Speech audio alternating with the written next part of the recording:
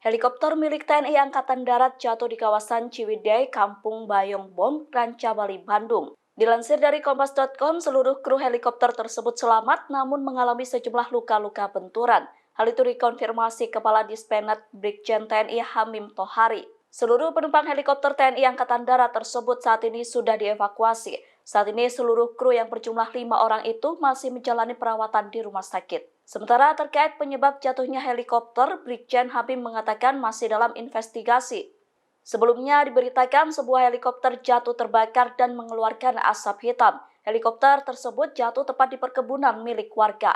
Belakangan diketahui bahwa helikopter itu milik TNI Angkatan Darat berjenis Bell 412 yang sedang menggelar latihan.